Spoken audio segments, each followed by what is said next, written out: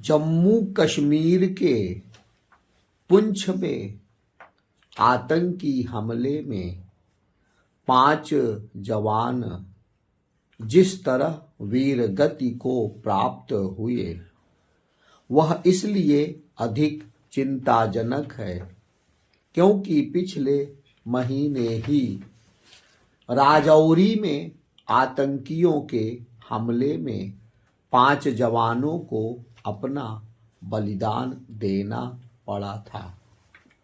इनमें से 2 कैप्टन भी थे।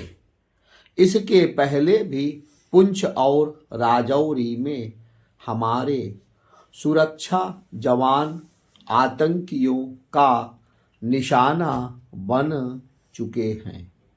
एक आंकड़े के अनुसार पिछले 2 वर्ष में इस क्षेत्र में आतंकियों के हमलों में 30 से अधिक सुरक्षा कर्मियों और अधिकारियों को अपनी जान गंवानी पड़ी है।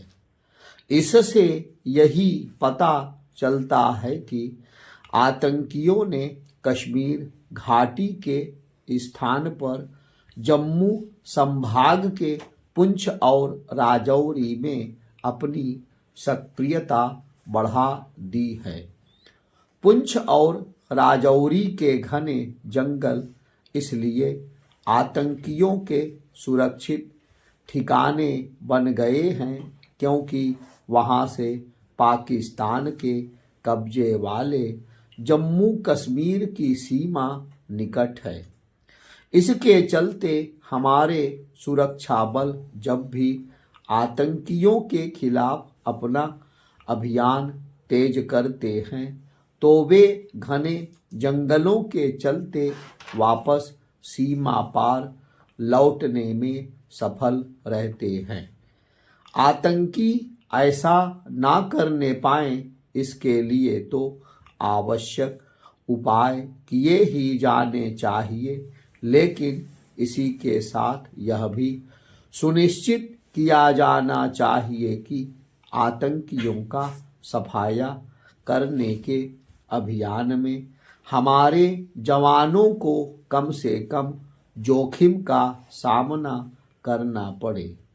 निसंदेह यह कठिन काम है, लेकिन हम अपने जवानों के बलिदान का सिलसिला कायम रहते हुए नहीं देख सकते।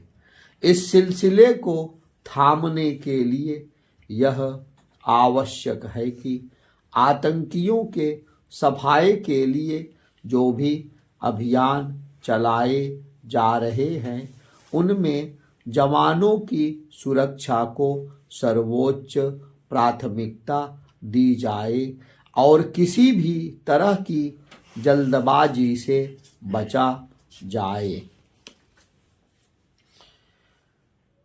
कई मामलों में यह सामने आया है कि आतंकियों की घेराबंदी करने अथवा उन्हें मार गिराने के क्रम में किसी भी तरह की जल्दबाजी जोखिम को बढ़ाने वाली साबित हुई है। यह सही है कि सुरक्षा बलों या फिर आम लोगों को निशाना बनाने वाले आतंकी अंततः मार गिराए जाते हैं, लेकिन इतना ही पर्याप्त नहीं।